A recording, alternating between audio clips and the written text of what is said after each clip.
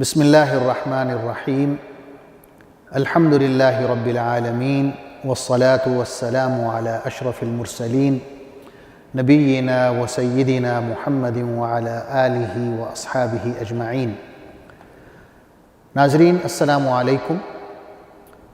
سیرت النبی صلی اللہ علیہ وسلم کے حوالے سے ہماری گفتگو جاری ہے اور آج اس سلسلے کا 30واں پروگرام ہے۔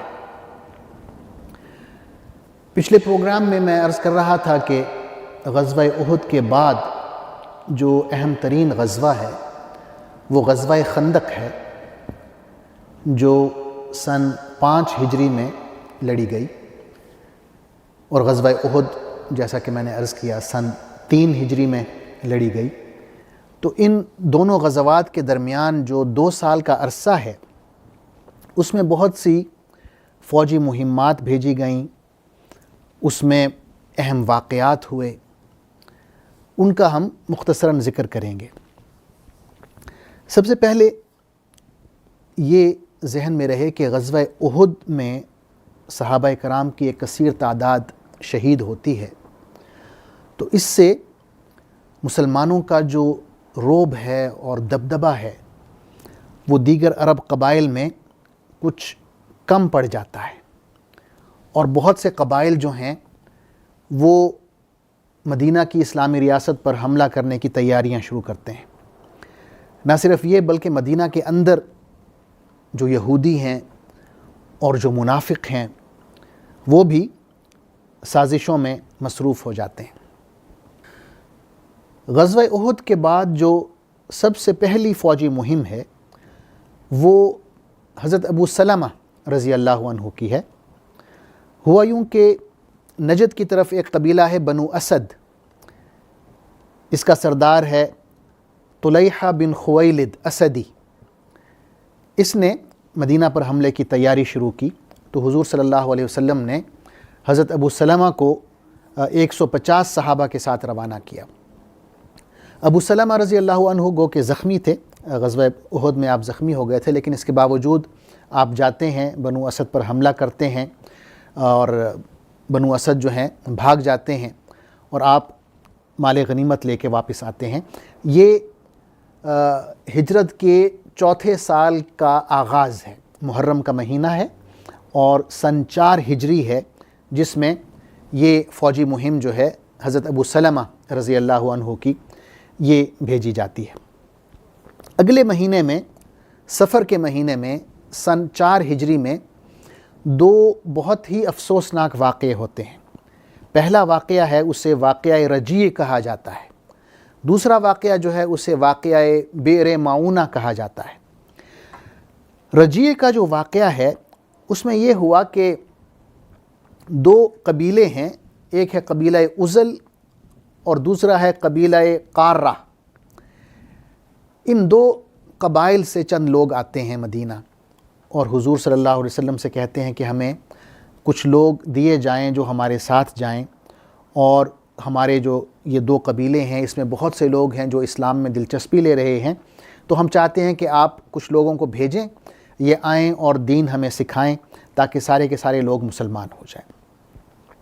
تو آپ صلی اللہ علیہ وسلم 10 صحابہ کرام کو ان کے ساتھ بھیجتے ہیں، اور ان کا جو علاقہ ہے وہ آج کل موجودہ رابغ کے قریب ہے، جو اگر آپ جدہ سے مدینہ کی طرف آئیں تو تقریباً 100 کلومیٹر کے فاصلے پر یہ شہر آتا ہے رابغ۔ جب یہ لوگ وہاں پہنچتے ہیں تو وہاں ایک اور بڑا قبیلہ ہے، قبیلہ حذیل، اس کی ایک ذیلی شاخ ہے جسے بنو لحیان کہتے ہیں۔ تو یہ لوگ جو ہیں، دونوں قبیلے کے افراد، عزل اور قارہ کے جو افراد ہیں، یہ قبیلہ حذیل سے اور ان کی جو شاخ ہے بنو لحیان سے، ان سے مدد طلب کرتے ہیں، اور ان 10 صحابہ پر حملہ کر کے ان میں سے 8 کو شہید کر دیتے ہیں، اور 2 صحابی ہیں، حضرت زید ہیں اور حضرت خبیب ہیں، انہیں وہ اہل مکہ کے ہاتھ بیچ دیتے ہیں۔ اہل مکہ جو پہلے سے انتقام کی آگ میں جل رہے ہوتے ہیں، وہ غزوہ بدر کے انتقام میں ان دونوں صحابہ کو شہید کر دیتے ہیں۔ تو یہ پہلا واقعہ جو ماہ صفر سن 4 ہجری میں ہوتا ہے۔ دوسرا واقعہ اس سے ملتا جلتا ہے، وہ بھی سفر میں ہی ہوتا ہے۔ اس میں یہ ہوتا ہے کہ نجد سے ہی ایک اور صاحب ہیں عامر بن مالک، یہ آتے ہیں اور کہتے ہیں کہ آپ ہمیں کچھ لوگ دیں جو ہمیں قرآن مجید سکھائیں۔ تو آپ انہیں اسلام کی دعوت دیتے ہیں، تو یہ صاحب نہ اسلام قبول کرتے ہیں نہ انکار کرتے ہیں، بلکہ کہتے ہیں کہ آپ ہمیں کچھ لوگ دیں اور وہ ہمارے ساتھ جائیں، وہ ہمیں اسلام کی تعلیم دیں اور پھر ہم دیکھیں گے۔ تو حضور صلی اللہ علیہ وسلم فرماتے ہیں کہ مجھے اہل نجد سے خوف آتا ہے اور میں نہیں چاہتا کہ اپنے صحابہ کو اس خطرے میں ڈالوں۔ تو یہ شخص عامر بن مالک کہتا ہے کہ یہ میری ذمہ داری ہے اور یہ میری پناہ میں ہوں گے، میں ان کے ساتھ ہوں۔ تو حضور صلی اللہ علیہ وسلم 70 صحابہ کرام کو بھیجتے ہیں نجد کی طرف۔ جب یہ صحابہ کرام بیر معونہ پہنچتے ہیں، جو قبیلہ بنو عامر اور بنو سلیم کی زمین ہے، وہاں صحابہ کرام اپنے ایک نمائندے کو بھیجتے ہیں، ایک صحابی کو جن کا نام حضرت حرام بن ملحان ہے۔ انہیں حضور صلی اللہ علیہ وسلم کا خط دے کے وہاں کے ایک سردار عامر بن طفیل کے پاس بھیجتے ہیں۔ عامر بن طفیل جو ہے وہ کسی سفارتی آداب کا احترام نہ کرتے ہوئے، تمام آداب کو کچلتے ہوئے، وہ اپنے ایک آدمی کو اشارہ کرتا ہے اور وہ صحابی رسول حضرت حرام بن ملحان کو پیٹھ میں زور سے نیزہ گھونپتا ہے، جو ان کے جسم کے آر پار ہو جاتا ہے، اور ان کے منہ سے بے ساختہ یہ نکلتا ہے اللہ اکبر فزت ورب الکعبہ، کہ اللہ اکبر، کعبہ کے رب کی قسم میں کامیاب ہو گیا۔ اس کے بعد یہ جو بدبخت انسان ہے عامر بن طفیل، یہ بنو سلیم کے جو قبائل ہیں ان سے مدد مانگتا ہے کہ وہ سارے اکٹھے ہو جائیں اور ان صحابہ پر حملہ کریں۔ تو وہ سارے قبائل اکٹھے ہو جاتے ہیں اور ان صحابہ پر حملہ کرتے ہیں، لڑائی شروع ہو جاتی ہے، لیکن وہ تعداد میں بہت زیادہ ہوتے ہیں اور یہ تمام صحابہ جو ہیں 70 کے 70 شہید ہو جاتے ہیں۔ بنو سلیم کے جن ذیلی قبائل سے یہ شخص مدد مانگتا ہے عامر بن طفیل، ان میں عصیہ کا قبیلہ ہے، رعل کا قبیلہ ہے اور زکوان کا قبیلہ ہے۔ تو یہ سارے اکٹھے ہو کے مسلمانوں کو شہید کر دیتے ہیں۔ ایک اور صحابی ہیں حضرت عمرو بن امیہ ومری رضی اللہ عنہ، یہ ایک صحابہ کے چھوٹے سے دستے کے ساتھ ان 70 صحابہ کے پیچھے پیچھے آ رہے ہوتے ہیں۔ تو دور سے یہ دیکھتے ہیں کہ آسمان پر بہت سے پرندے ہیں جو عام طور پر لاشوں پر اترتے ہیں، گوشت کھاتے ہیں۔ تو وہ سمجھ جاتے ہیں کہ جو صحابہ کرام آگے آگے چل رہے تھے وہ کسی مصیبت میں گرفتار ہو گئے ہیں۔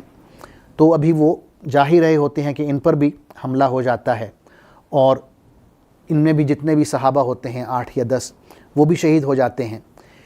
یہ جو صحابی ہیں عمرو بن امیہ ضمری، یہ قید ہو جاتے ہیں اور ان کے بھی شہید ہونے کا امکان ہوتا ہے، لیکن ہوتا یوں ہے کہ یہ جو شخص آیا تھا حضور صلی اللہ علیہ وسلم کے پاس، عامر بن مالک، اس کی ماں نے کوئی منت مانگنی ہوتی ہے کہ اگر اس کی کوئی مراد پوری ہو گئی تو وہ یوں کرے گی کہ کسی غلام کو آزاد کرے گی۔ تو اس منت کو پورا کرنے کی خاطر وہ یوں کرتی ہے کہ اپنے بیٹے سے کہتی ہے کہ اس شخص کو، یعنی صحابی رسول عمرو بن امیہ ضمری کو آزاد کر دے۔ تو اس طرح وہ آزاد ہو جاتے ہیں اور واپس مدینہ کی طرف چل پڑتے ہیں۔ راستے میں انہیں 2 لوگ ملتے ہیں، 2 مشرکین میں سے۔ وہ سمجھتے ہیں کہ غالباً یہ جو 2 شخص ہیں انہی قبائل سے ہیں جنہوں نے صحابہ کرام کو قتل کیا تھا، تو یہ ان دونوں کو بھی قتل کر دیتے ہیں۔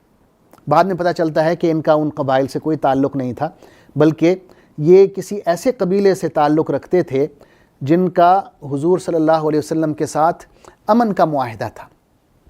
تو مدینہ آ کے جب یہ بتاتے ہیں کہ میں نے فلاں 2 بندوں کو قتل کیا ہے، تو حضور صلی اللہ علیہ وسلم ان سے کہتے ہیں کہ ان کے ساتھ تو ہمارا معاہدہ ہے اور ہمیں اب ان کی دیت دینی پڑے گی۔ حضور صلی اللہ علیہ وسلم غزوہ احد کے جو شہداء تھے ان پر ابھی غمگین تھے کہ انہیں یہ 2 مزید افسوسناک واقعات کی خبر ملتی ہے۔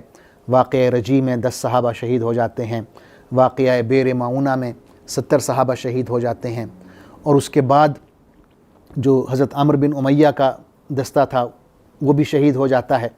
تو حضور صلی اللہ علیہ وسلم بہت افسوس کی اور غم کی حالت میں ہوتے ہیں، اور آپ صلی اللہ علیہ وسلم تقریباً 1 ماہ تک ان قبائل پر بد دعا کرتے ہیں جنہوں نے صحابہ اکرام کو دھوکے سے قتل کیا۔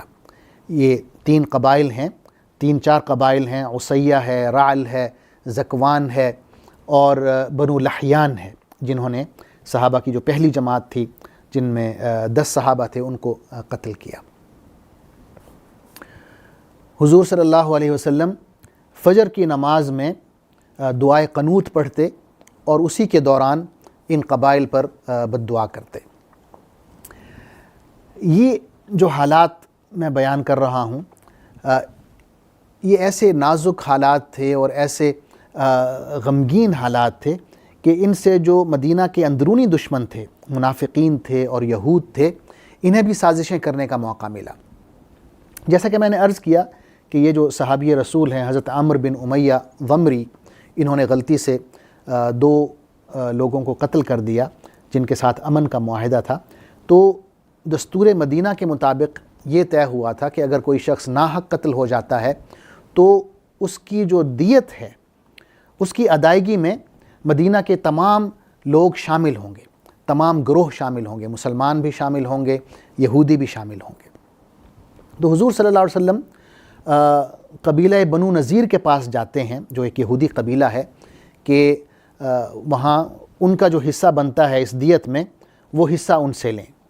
جب آپ صلی اللہ علیہ وسلم وہاں جاتے ہیں تو بنو نذیر کے لوگ آپ صلی اللہ علیہ وسلم سے یہی کہتے ہیں کہ اے ابو القاسم، ہم جو آپ مانگ رہے ہیں وہ ہم آپ کو دیتے ہیں، آپ یہاں تشریف رکھیں۔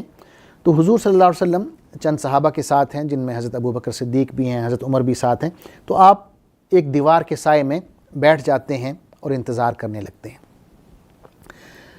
بنو نذیر جو ہے یہودی قبیلہ، وہ حضور صلی اللہ علیہ وسلم کو قتل کرنے کی سازش کرتا ہے، اور وہ ایک شخص کو تیار کرتے ہیں جس کا نام عمرو بن جحاش ہے کہ وہ اس دیوار پر چڑھے جس کے سائے میں آپ صلی اللہ علیہ وسلم بیٹھے ہوئے ہیں، اور چکی کا پتھر آپ پر پھینک دے تاکہ آپ نعوذ باللہ قتل ہو جائیں۔ اسی دوران حضرت جبریل علیہ السلام آتے ہیں اور آپ صلی اللہ علیہ وسلم کو باخبر کرتے ہیں، اور آپ صلی اللہ علیہ وسلم وہاں سے اٹھ کے مدینہ چل پڑتے ہیں۔ صحابہ اکرام بھی پیچھے آ جاتے ہیں اور بعد میں آپ صلی اللہ علیہ وسلم انہیں بتاتے ہیں کہ اصل میں یہ واقعہ ہوا۔ مدینہ پہنچ کر آپ صلی اللہ علیہ وسلم حضرت محمد بن مسلمہ کو بھیجتے ہیں بنو نذیر کی طرف، یہ پیغام دے کر کہ آپ مدینہ چھوڑ کر نکل جائیں اور آپ کو 10 دن کی مہلت ہے، 10 دن کے بعد اگر تم میں سے کوئی شخص یہاں نظر آیا تو اسے قتل کر دیا جائے گا۔ جب یہ پیغام پہنچتا ہے تو منافقوں کا سردار عبداللہ بن ابی یہودیوں کو ایک اور پیغام بھیجتا ہے کہ تم لوگ مت نکلو، اور میرے پاس 2000 بندے ہیں، میں تمہاری مدد کروں گا، اور دیگر جو یہودی ہیں، ایک اور قبیلہ ہے بنو قریظہ، وہ بھی تمہاری مدد کرے گا، اور ایک مشرک قبیلہ ہے غطفان، ان کو بھی میں مدد کے لیے بلا لوں گا۔ اللہ تعالیٰ نے سورہ حشر میں اس منافق کا جو یہ قول ہے اس کا ذکر کیا ہے۔ قرآن مجید میں ارشاد ہوتا ہے کہ اس نے یوں کہا، لئن اخرجتم لنخرجن معکم ولا نطیع فیکم احدا ابدا وان قوتلتم لننصرنکم، کہ اگر تمہیں نکالا گیا تو ہم تمہارے ساتھ نکلیں گے اور تمہارے معاملے میں ہم کسی کی بات ہرگز نہ مانیں گے، اور اگر تم سے جنگ کی گئی تو ہم تمہاری مدد کریں گے۔ یعنی اس طرح اس نے منافق نے یہودیوں کو تسلی دی اور ان کا حوصلہ بڑھایا۔ یہ پیغام سن کر بنو نذیر کا جو سردار تھا حیی بن اخطب، اس نے رسول اللہ صلی اللہ علیہ وسلم کو یہ پیغام بھیجا کہ ہم مدینہ چھوڑ کر کہیں نہیں جائیں گے، ہم یہیں رہیں گے، آپ جو کرتے ہیں کر لیں۔ تو حضور صلی اللہ علیہ وسلم نے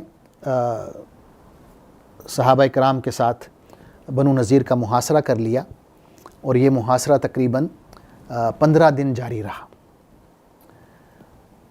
بنو نذیر کا جو ایریا ہے اس میں اس کے ارد گرد ان کے جو قلعے تھے، اس قلعے کے ارد گرد بہت سے کھجوروں کے باغات تھے۔ مسلمان فوج کو پیش قدمی کرنے میں کچھ دقت ہو رہی تھی، تو آپ صلی اللہ علیہ وسلم نے حکم دیا کہ جو کھجور کے درخت راستے میں آ رہے ہیں انہیں کاٹ دیا جائے۔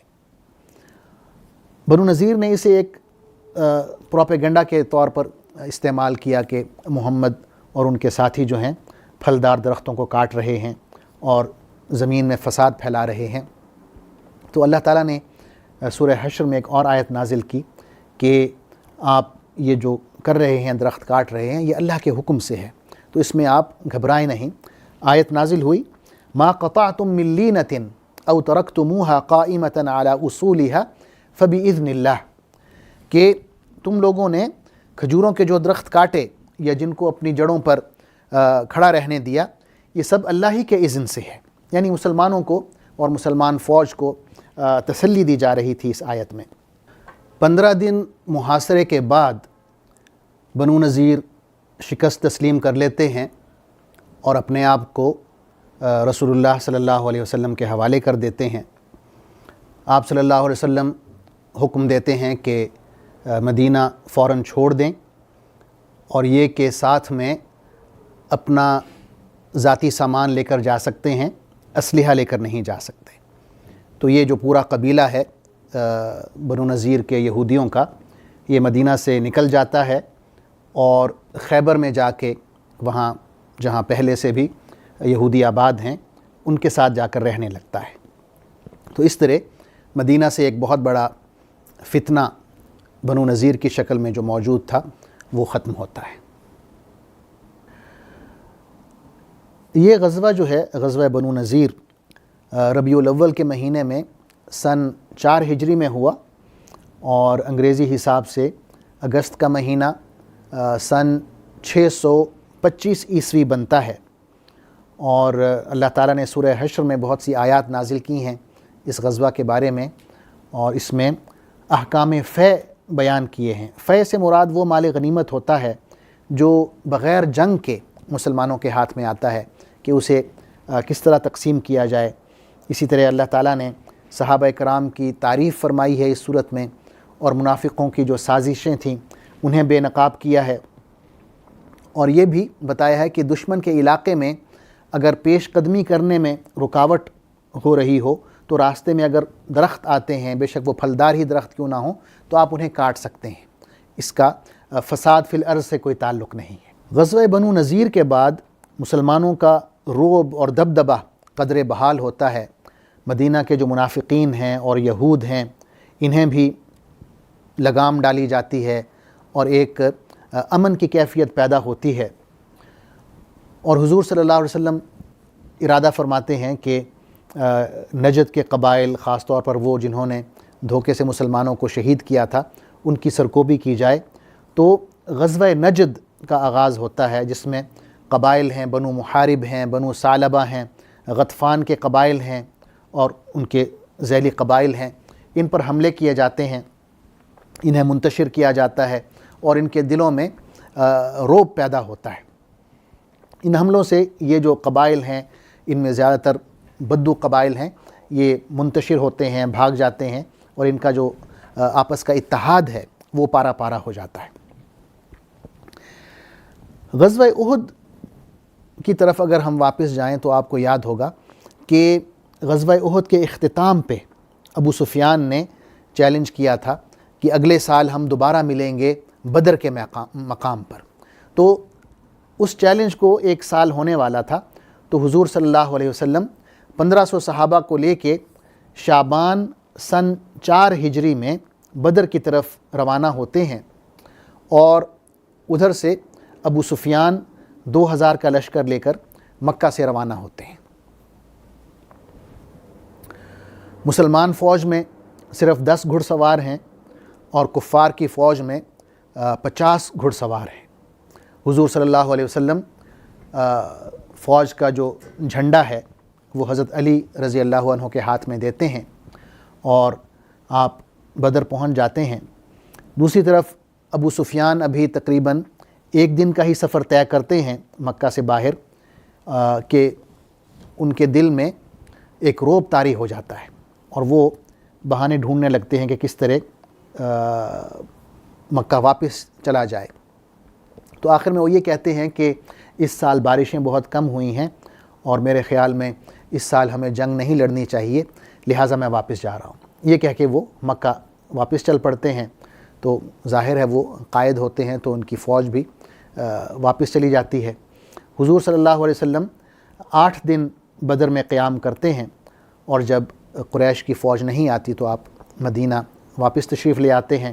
اس سے بھی مسلمانوں کا ایک خوف اور دبدبہ عرب قبائل میں پیدا ہوتا ہے، کیونکہ مکہ کی ایک اہمیت تھی، ان کی ایک بڑی فوج تھی، تو انہوں نے جنگ پہ آنے سے گریز کیا، کترائے، تو اس سے ان کی بزدلی ثابت ہوئی اور مسلمانوں کی بہادری ثابت ہوئی۔ اس غزوہ کو غزوہ بدر ثانیہ یا غزوہ بدر صغریٰ کہا جاتا ہے، کیونکہ اس میں جنگ نہیں ہوئی لیکن آپ صلی اللہ علیہ وسلم تشریف لے گئے، صحابہ کی فوج وہاں جاتی ہے اور 8 دن قیام کرتی ہے، تو اسے یعنی چھوٹی غزوہ بدر کہا جاتا ہے۔ اس کے بعد تقریباً 1 سال تک امن رہتا ہے اور ماہ ربیع الاول سن 5 ہجری میں حضور صلی اللہ علیہ وسلم کو اطلاع ملتی ہے کہ مدینہ سے تقریباً 800-900 کلومیٹر دور ایک مقام ہے دومۃ الجندل۔ آج کل وہاں پہ جو شہر آباد ہے بڑا، وہ ہے جوف۔ تو یہ اس زمانے میں شام کی سرحد کے قریب قریب تھا۔ تو آپ صلی اللہ علیہ وسلم کو اطلاع ملی کہ دومۃ الجندل کے جو قبائل ہیں وہ قافلوں کو لوٹ رہے ہیں۔ تو آپ صلی اللہ علیہ وسلم تقریباً 1000 صحابہ کرام کا لشکر لے کے تیزی سے روانہ ہوتے ہیں اور آپ صرف رات کو سفر کرتے ہیں اور دن کو آرام کرتے ہیں تاکہ کسی کو خبر نہ ہو، اور آپ بہت تیزی سے وہاں پہنچتے ہیں اور دومۃ الجندل پہ آپ حملہ کرتے ہیں، اور اس اچانک حملے سے وہاں کے جو جتنے قبائل ہیں وہ بھاگ جاتے ہیں، پہاڑوں میں منتشر ہو جاتے ہیں اور کوئی مقابلے کے لیے نہیں آتا۔ حضور صلی اللہ علیہ وسلم وہاں پر کئی دن قیام کرتے ہیں، انتظار کرتے ہیں، لیکن جب کوئی مقابلے پر نہیں آتا اور وہ اپنے سارے گھر بار اور مال و غنیمت وہاں چھوڑ کر بھاگ چکے ہوتے ہیں، تو آپ یہ سارا مال غنیمت لے کر مدینہ واپس آ جاتے ہیں۔ اور یہ ایک بہت بڑی فتح ہوتی ہے مسلمانوں کے لیے، کیونکہ پورے عرب قبائل جو ہیں اب وہ اس بات پر یقین کر لیتے ہیں کہ آپ مدینہ سے جتنا بھی دور ہوں، اگر وہاں آپ زمین میں فساد پیدا کریں گے، قافلوں کو لوٹیں گے، تو محمد صلی اللہ علیہ وسلم وہاں پہنچ جائیں گے اور آپ کی سرکوبی کریں گے۔ اور یہ خوف اور دبدبہ جو ہے قریش کے دلوں میں بھی پیدا ہو جاتا ہے، اور مدینہ کے اندر منافقین اور یہود کے دلوں میں بھی رعب طاری ہو جاتا ہے، اور وقتی طور پر ایک امن کی کیفیت پیدا ہوتی ہے۔ دومۃ الجندل کے بعد غزوہ احزاب ہوتا ہے۔ غزوہ احزاب کیسے شروع ہوئی، کب شروع ہوئی، اور اس غزوہ کے کیا محرکات تھے، وہ انشاءاللہ میں اگلے پروگرام میں عرض کروں گا۔ تب تک کے لیے اجازت دیجیے۔ اللہ حافظ، والسلام علیکم ورحمۃ اللہ وبرکاتہ۔ اللہم صلی علی سیدنا محمد وعلی آلہ وصحبہ وسلم۔ اللہم صلی علی سیدنا محمد وعلی